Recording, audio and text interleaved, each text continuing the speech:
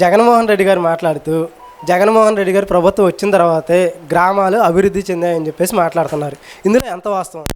మేము జగన్మోహన్ రెడ్డి వచ్చాక ఒక సిమెంట్ రోడ్డు వేయలేదు, ఒక గ్రావెల్ రోడ్డు వేయలేదు, ఒక ఇల్లు ఇవ్వలేదు.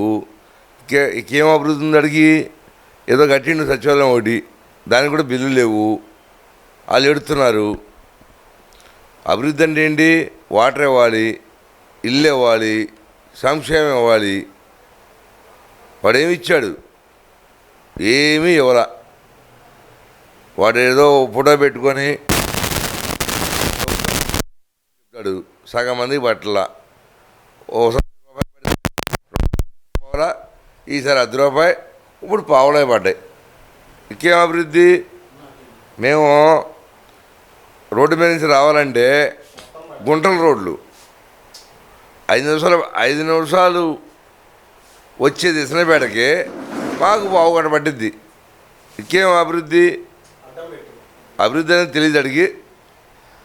15 కిలోమీటర్లకు కూడా హెలికాప్టర్లో పోయేవాడికి ఆ రోడ్లు ఏంటో ఆయనకే తెలుసు. ఉంటే ప్యాలెస్లో ఉంటాడు, 100 కోట్లు కట్టిన ప్యాలెస్లో ఉంటాడు, తప్పితే హెలికాప్టరు. ఇంకేం అభివృద్ధి? జనం చూస్తున్నారు, చూద్దాం ఏం జరిగిద్దో. అందరు క్రైస్తవం ఉన్నారు, ఎప్పుడు ఓటేద్దామని. వాడు అర్థం చేసుకోవట్లేదు. జగన్మోహన్ రెడ్డి మాట్లాడుతూ పింఛన్ ఇవ్వాలన్నా ఏదైనా సంక్షేమం రావాలన్నా సరే జన్మభూమి కమిటీలకి లంచం ఇస్తేనే జరిగిద్ది. నేడు ఆ పరిస్థితి లేదు, వాలంటీర్ల ద్వారా నేరుగా వెళ్తానే అంటున్నారు. ఇందులో ఎంత వాస్తవం? వాలంటీర్లు ఎవరు తీసుకోవట్లా? నాకే రైతు పడకపోతే 500 ఇస్తే నాకు చేసి, నాలాంటి వాళ్ళు ఎంతమంది ఉంటారు దేశంలో? ఇప్పుడు లంచం అనేది నువ్వు పెట్టిందే కదా. లంచం తీసుకుంటున్నారు, ఫ్యాక్షన్ ఇస్తున్నారు. నిన్న మొన్న ఏనుటిపల్లిలో చెప్పారంట 40,000 మేకపోతంట. ఏది ఫ్యాక్షన్ ఇస్తే ఆడికి ఇచ్చేది 3,000. 40,000 ఎందుకు ఇచ్చారంటే ఆడు సమాధానం చెప్పట్లేదు ముసలోళ్ళు. అలా ఉంటుంది ఆడిది. వ్యక్తి టికెట్లకి డబ్బులు ఇస్తేనే టికెట్లు ఇస్తున్నారని చెప్పేసి మాట్లాడుతున్నారు. ఇందులో ఎంత నిజం? డబ్బులు అడిగేవాడు ఉంటాడు. ఇప్పుడు ఎవడు స్థాయి ఆడు పెట్టుకోవాలి. నువ్వు ఖర్చు పెట్టుకుంటే నీకే ఇస్తారు. ఖర్చు అంటే ఎలా పెట్టుకోవాలి? ఓన్లీ జనానికి వాటర్కి పంచట్లేదు కదా. పాంప్లెట్లకి, వెహికల్ ఖర్చులు, దారి ఖర్చులు, ఆడ పోగు చేసిన వాళ్ళకి ఖర్చులు, భోజనాల ఖర్చులు ఉంటాయి. వాటర్కి ఎవడెత్తాడు? వాటర్కి ఎవడు ఇట్లేదు కదా. వాడెత్తున్నాడంట 5,000 అని చెబుతున్నాడంట. అయితే ఎవరికి డబ్బులు ఇవ్వట్లా వాటర్కి. మాకు ప్రజాబలం ఉంది, మేము గెలుస్తాం. చూసుకోండి మీరు రేపు. వైసీపీ నేతలు మాట్లాడుతూ తోడు దొంగలు చంద్రబాబు గారిని అదేవిధంగా పవన్ కళ్యాణ్ ఉద్దేశించి తోడు దొంగలు మొత్తం కూడా ఏకమయ్యారు, అయినా సరే గెలుపు మాదే అని చెప్పేసి జగన్మోహన్ రెడ్డి గారు అంటున్నారు. దొంగ ఇక్కడ తోడు దొంగ 45,000 కోట్లు ఈడి అసెస్మెంట్ పెట్టింది. ఇక దొంగ ఉండటం 16 నెలలు జైలు చేశాడు. చంద్రబాబు గారిని ఊరికి లేకుండా పంపించిన మహానుభావుడు వీడు. అందుకే మేము కసి పెంచుకున్నాం. నువ్వు నీ కానీ నీకు మెయిన్ పోస్టులు కానీ ఎక్కడ రెడ్డి రెడ్డి రెడ్డి రెడ్డి. నిన్నగాక మొన్న ఆత్గారు నంది ఎమ్మెల్యే ఇచ్చాడు. మొత్తం రెడ్లి పెత్తమేనండి, నాదే ఉంది, ఓన్లీ సంతకం పెట్టడం, మీటింగ్ చెప్పి వెళ్ళిపోవడం తప్ప ఎవరికి ఏమి ఇవ్వాలన్నా కూడా రెడ్డి పరిపాలన ఎక్కువైందని చెప్పాడు.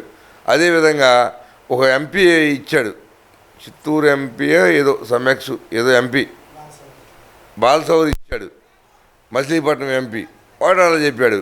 ఒక ఎంపీ ఇచ్చాడు. మాదే ఉందండి, ఆ 4 రెడ్లే పెత్తనం.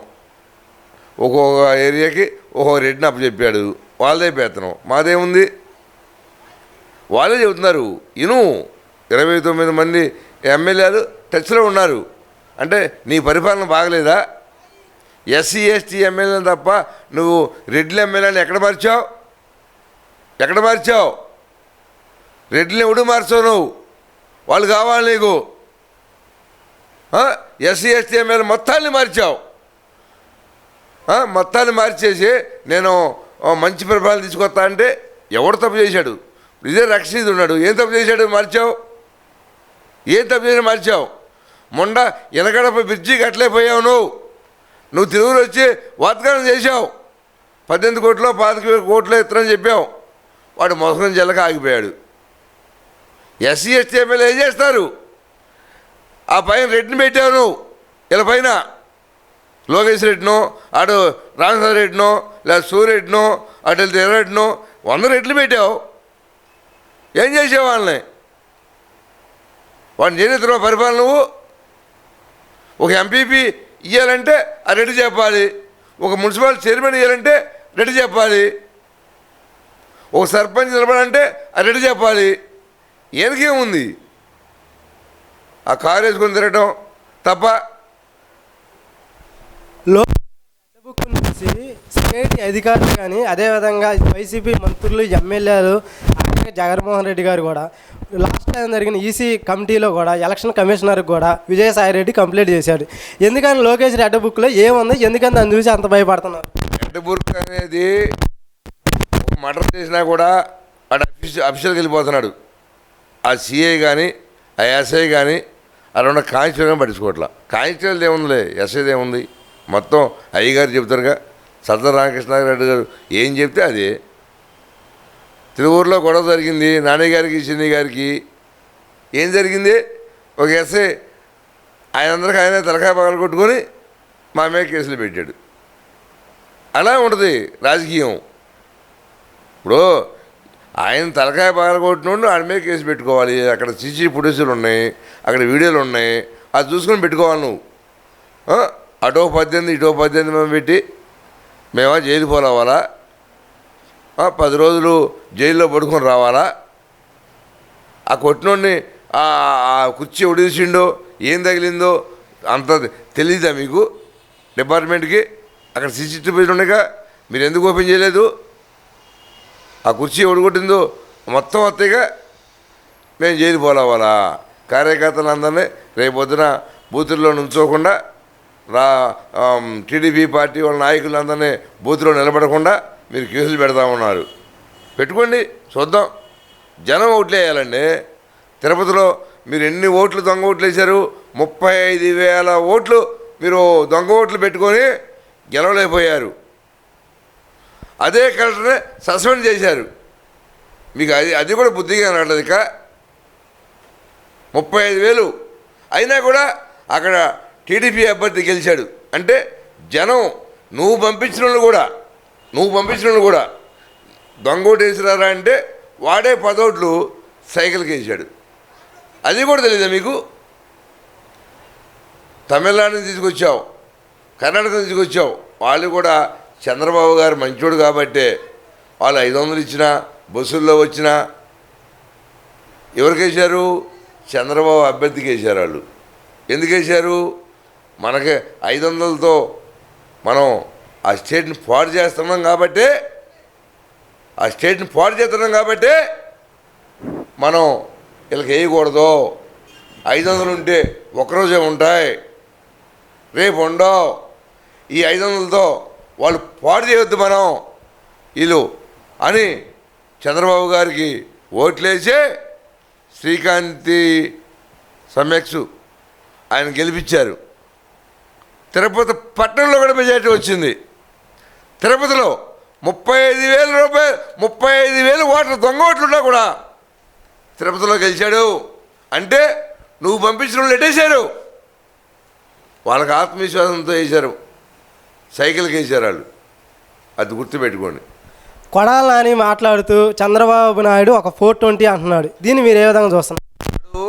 ఎదవా వాడు నేను ఒకటే ఏజీ, మీ ఇద్దరం కలిసి ఎమ్మన్ రాజు దగ్గర కూర్చుంటే, నేను కుర్చీలో కూర్చుంటే ఇదే కొడాలని టేబుల్ మీద కూర్చునేవాడు.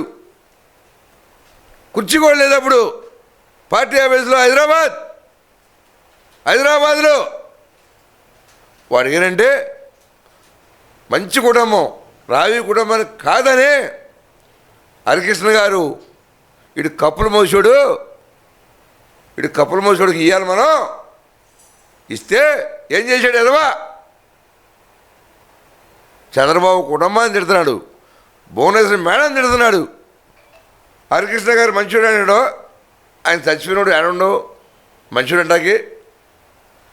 చంద్రబాబు గారు హరికృష్ణ గారు బామ్మరిది కదా, భువనేశ్వర్ గారు ఆయన చెల్లి కదా. చచ్చినోడు మంచివాడంట, బతుకున్నోడు ఎదవంట. అది ఇటు చెప్పే మాటలు. ఎదవకి ఇంకా అర్థం కావట్లా.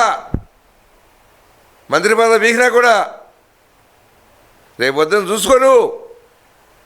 వాడు అడప బాబుజీ డబ్బులు ఇవ్వాలి నువ్వు. వాడు చచ్చిపోయాడు. కాపోటింగ్ అంతా పోతుంటే మళ్ళీ రాధాని బతులు అడుకుంటావు. మంచి క్యాండిడేట్ వచ్చాడు మాకు, ఎలగన్ రాము గారు. ఆయన గెలుస్తాడు, చూసుకోండి మీరు. థ్యాంక్ యూ అండి.